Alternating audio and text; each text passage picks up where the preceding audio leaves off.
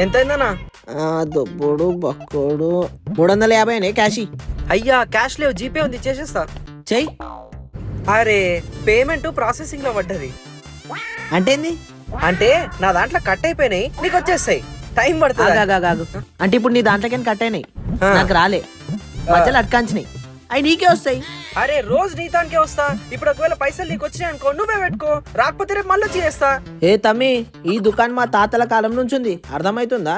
కావాలంటే రేపు రా, ఎక్కువ పడితే ఇచ్చేస్తా. ఇంత కూడా నమ్మకమే ఉండదు. ఉండదు. ఇక నాకు ఇది కూడా ప్రాసెసింగ్ లో పడ్డదే. అందుకే పైసలు పెట్టుకొని తిరగాలి తమ్మి అంట. దా ఆ పేపర్ లేరుపో, నడు. ఎట్లా కనిపిస్తున్నా నీకు? అరే అమ్మాయి కరారా, వస్తున్నా. ఈ అన్న నీకు చాలా ఇంపార్టెంట్ పని చెప్తాడు, చెప్పింది చెప్పినట్టు చేసుకొని వచ్చేసాయి. ఓకే సరేరా. అడుగు ఆ ప్లేట్ లేరుపో. ఏందనా? ఏ నడు, ఏంద్రా ఇది?